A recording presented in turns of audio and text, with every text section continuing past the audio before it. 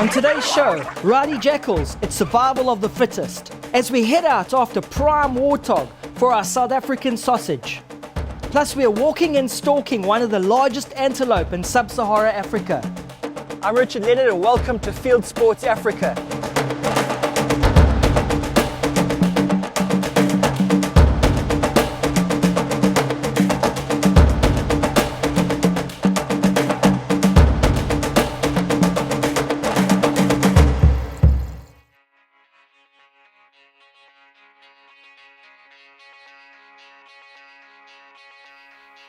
I've been passionate about wildlife and hunting photography for many years now. As a hunting videographer here, we get to experience incredible beauty, sometimes absolute chaos, and often very dangerous encounters in the African bush. Now don't get me wrong, I love hunting, but to be honest, I'm way more passionate about capturing the intensity of tracking and taking down that dream kill. The challenge you face as a hunting cameraman can at times be extremely nerve-wracking.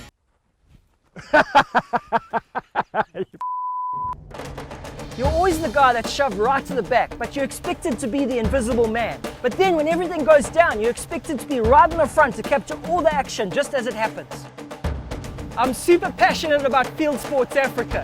This is my chance to share the magnificent beauty and huge challenge it is to hunt on this dark continent.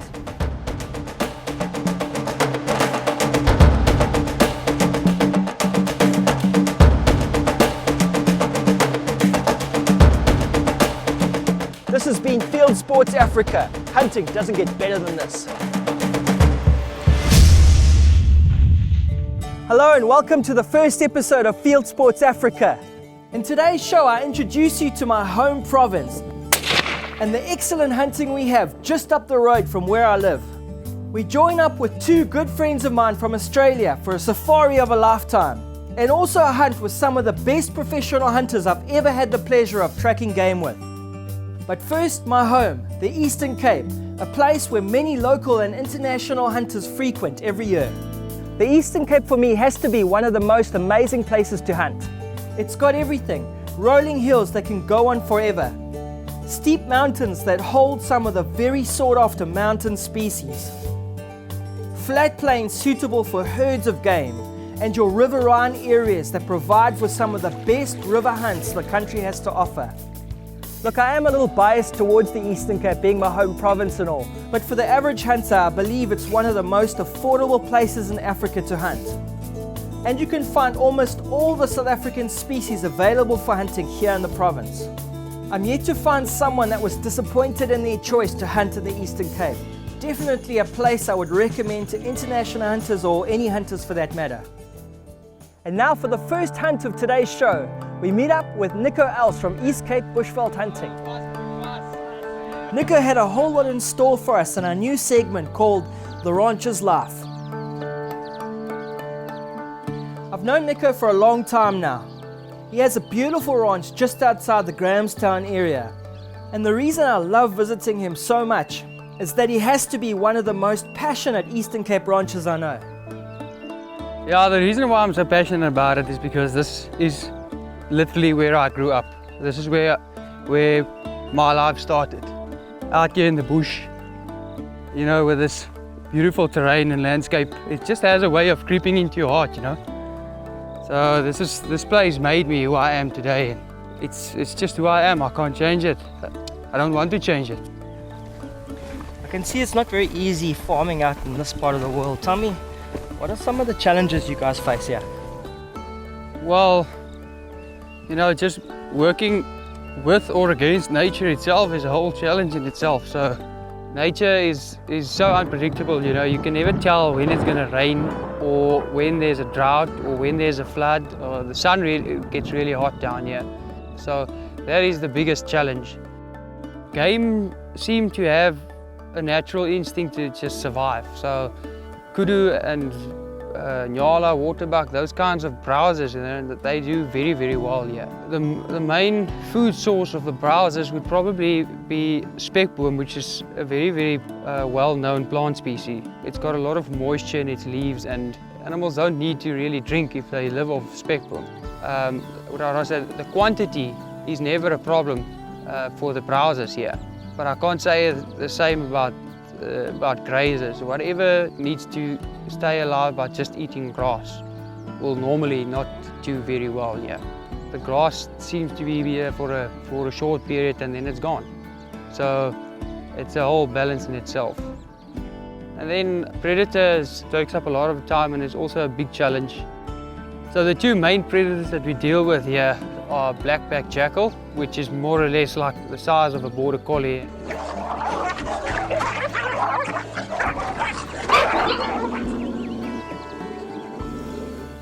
The second one we deal with is the lynx, which is the biggest cat of the small cats. Both of them you'll find basically all over.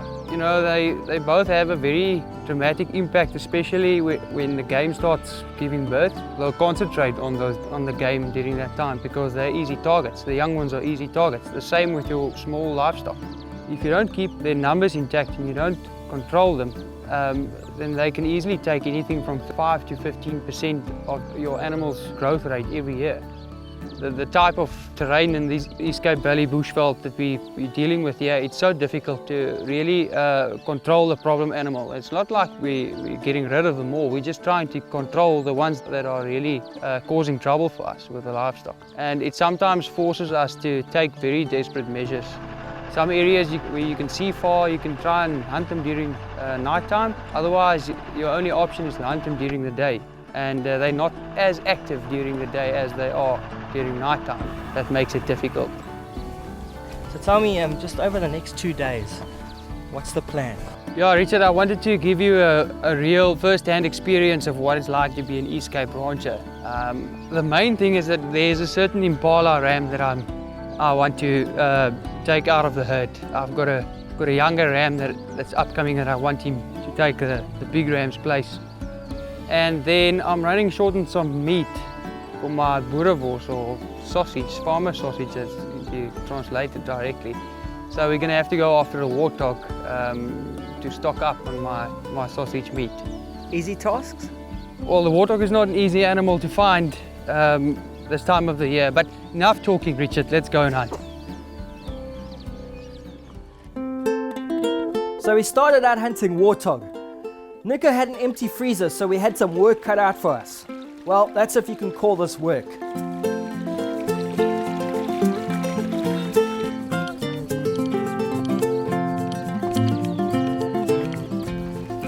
Nico took us directly to one of his favorite warthog spots on the ranch.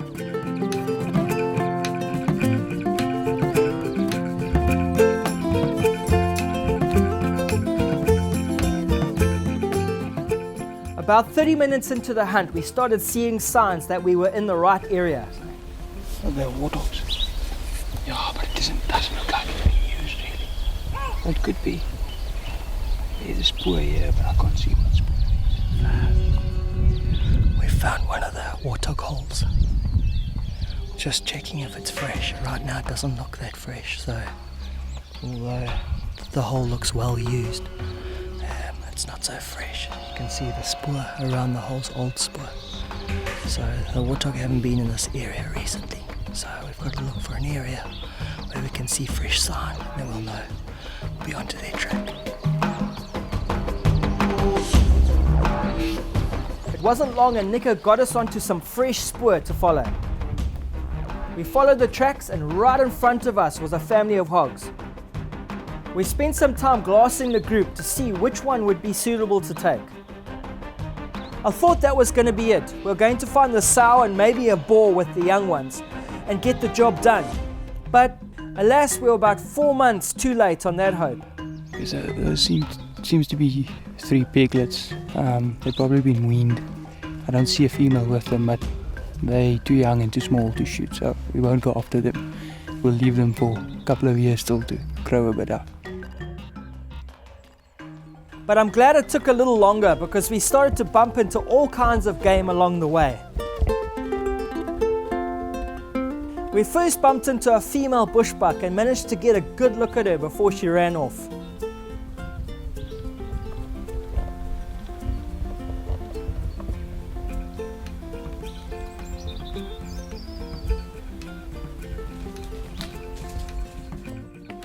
female bushbuck that she obviously heard us coming, and then she got up. She was looking for a place to get away, and when she saw us, she jacked off into the bush.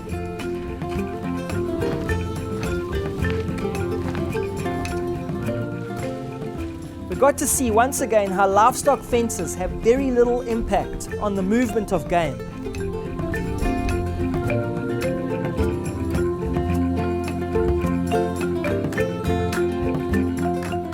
That was a young bushbuck ram. You could see he had horns about just about an inch or what short of his ears, the tip of his ears. Now he'll have to grow, say, another 5 more years before we can hunt him. He's way too young to be hunted. After about an hour, we started seeing fresh sign, and it was at this point that I just knew we were going to find the hogs we were after. Loose, and if the wind comes past, it just blows the ties down. So it looks better at least. What made this hunt a little harder than normal was that Nico was after not just a warthog, but the right warthog. One that had good body mass, but was not a trophy animal. Basically the best meat animal we could find in this species. Finally we spotted one we were after, but there was a couple challenges. There were 5 hogs in the group, which means more than one to choose from, but also lots of eyes, ears and noses to bust us. So we're going to have to plan our approach very carefully. There's a couple just in front of us.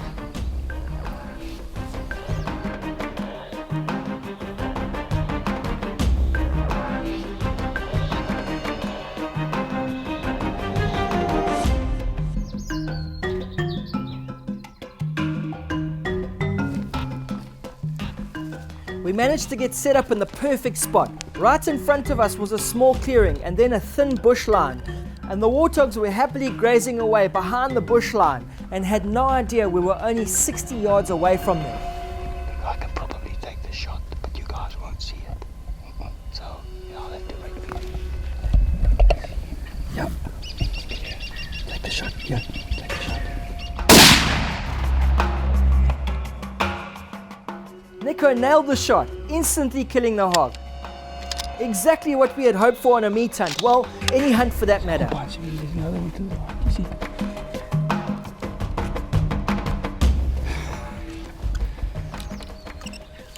There's another one. There's probably about 5 or so around here. That was nice shooting. It was only a small clearing.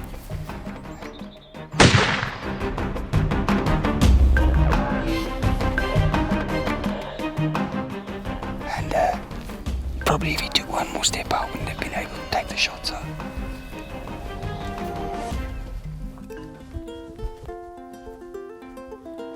Yeah.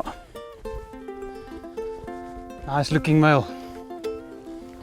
Yeah, exactly what I set out to do. Clean, quick kill. Really the sort of an average male. This is normally the size that I would take for meat for myself. Nice male. It's not a post-mature big male with big tusks. I'm not saying the post-mature male's meat isn't utilized, but that if I would need meat for myself or to make sausage, then this is really the right size warthog that I would take. Great meat. After a great hunt, we headed back to the farmhouse, and Nico was going to show us how he makes his BOEREWORS, or directly translated, farmer's sausage. So, firstly what I'm going to do is I'm going to cut the meat into small blocks or cubes. The smaller the blocks, of course, helps to distribute your spices more and gives it a bit more flavor. Along with the venison or the warthog meat, in this case, we add some beef brisket fat to give it a bit more moisture. After we've done that, we'll take our spices along with some Worcester sauce and we'll mix it into the meat. After you have given it some time to mature, you're going to put it through the grinder. Now you get different types of grinders, and the size of the grinder will also determine the texture of your meat. I'd prefer to have a medium kind of a texture. This is the grinder I prefer to use for my sausage. After we've grinded it, we're going to put it through the sausage maker. You get different sizes of nozzles. Obviously, the bigger the nozzle, the bigger your sausage. I prefer medium-sized sausage, therefore I would use this nozzle. And there you have it, warthog sausage, fresh from the veld. Now we meet up with two of my good friends from Australia, Chris and Jack Wood. I first met Chris on a Madagascan spearfishing charter I ran in 2014. And eventually we got talking about terrestrial hunting. Chris told me how much he had been longing to come out to Africa and hunt some of our plains game. So I said to him, no worries mate, we can plan and organise an awesome hunting safari for him. And I'll film him every step of the way.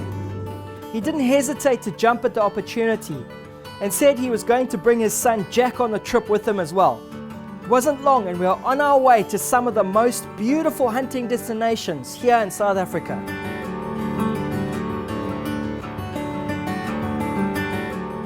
Our first leg of the trip would take us to a place only 1.5 hours outside of Port Elizabeth, the city I live in. Chris Bolton's the outfitter there and one of the best professional hunters I've ever hunted with.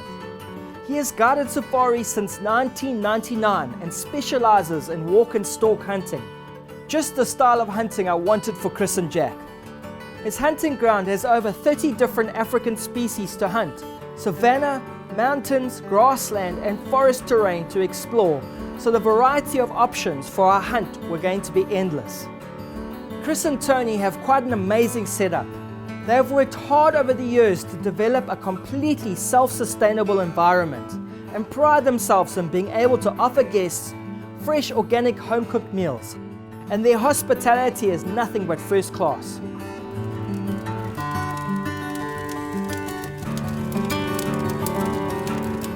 I just knew that this was going to be the right place to take Chris and Jack for their very first hunting experience here in Africa.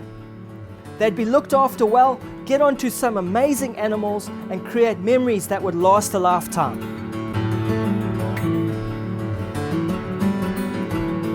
I got hold of Richard and I said, look, let's put together a trip for me and my son.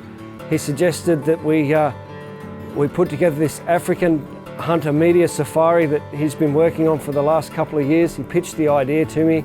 I really liked the idea. Said, yep, let's go for it. My son will really like that. It'll be the ultimate African experience for him. He'll really enjoy it.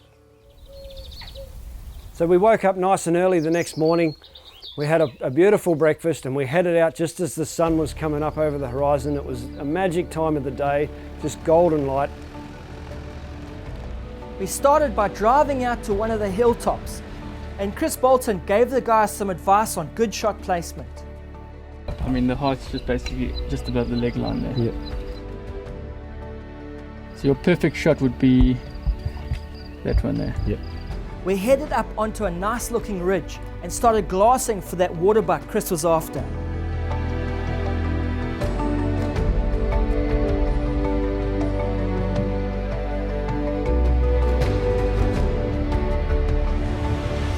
Waterbuck are one of the largest antelope found in sub-Sahara Africa.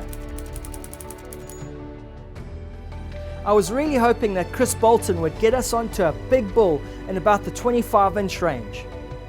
But as you know, hunting is not like shopping. You often can't pick and choose what you're going to take. Like I said, we spotted waterbuck this morning, and we're not too sure where they are, but they're up in this valley somewhere. If they're still there, if they're not moved on. What we're going to do is head down to the river and just walk along the river just to get below that area and then come out and see if we can spot anything. I could see Chris B knew exactly what to do. He knew where the buck could be and he had a good plan for us to get close. Close enough for a shot, only time would tell.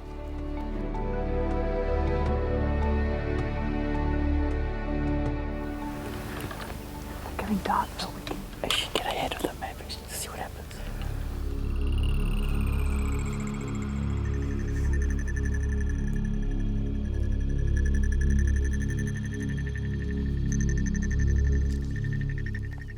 We saw a herd of waterbuck, thought we might put a stalk on them, so we tried. Didn't go as planned. The waterbuck moved off. We hunted really hard all morning. After our first setup, I thought it was all over. We got busted, and often the buck will just keep on going until they are completely out of sight. I was looking this way. I can't go this way. We're going to have to get down into the river. It's quiet. And as it was getting really hot, we were just about to call off the stalk for the morning and head back to the lodge for some lunch and refreshments, and we spotted a small herd of really big waterbuck bulls. Chris suggested we put in one last stalk and see how we went. So we all agreed. We thought that would be the great idea. So we started stalking this waterbuck. We had to dip down into a creek. We had to walk through the creek. It was all full of big thorn bushes. We couldn't silhouette ourselves. The waterbuck were really sharp-eyed. We walked a couple of kilometres down the creek, and every time we cross over and pop up and have another look where the waterbuck were, they were a little bit further away, but they didn't know we were there, which was lucky. Finally, we got to the point where we had to come out of the creek and try and make a move on the waterbuck. There was a couple animals up on the hill and there wasn't much cover, so the approach was going to be very tricky. He's under the tree. We just got to get that ridge line, that tree line, then we should be able to see them clearly. We're just on our hands and knees crawling on the ground really quietly. The leaves were all dry and crackly, there were rocks digging into us, the sun was burning us, but we had to be really quiet. The waterbuck was slightly above us on a hill, on a small rise, and they had the perfect view down the valley to where we were. So if we didn't do things absolutely perfect, they would be onto us and they would just bolt. So we took our time, probably took over an hour of stalking maybe 200-300 metres on our hands and knees.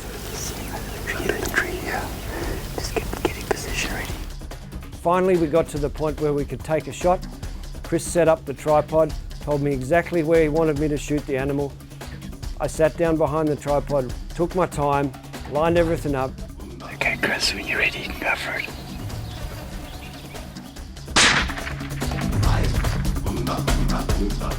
And when everything was perfect, I took the shot, I hit the waterbuck exactly where I wanted to hit it.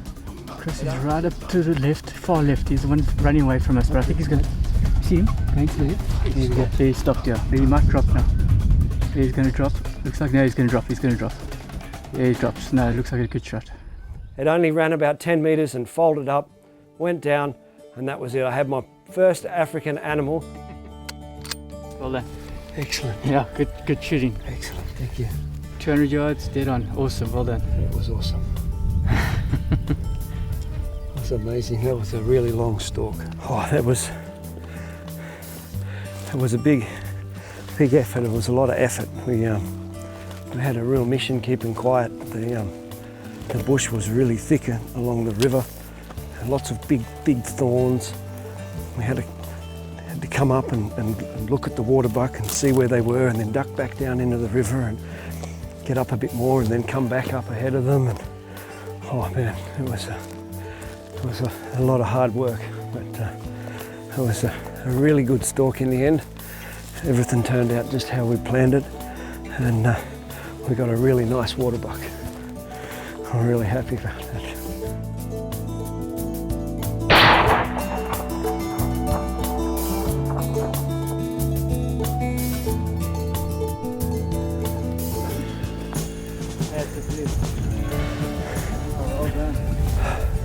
Oh, he's heavy, eh?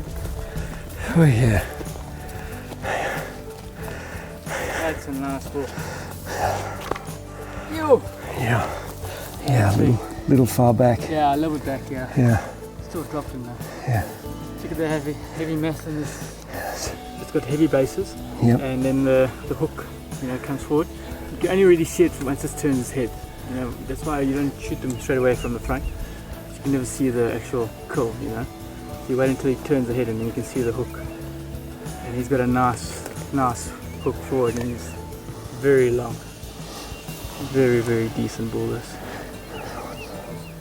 I was absolutely amazed at the texture of the horns, the feel of them, the way they were worn at the tips, just absolutely beautiful animal.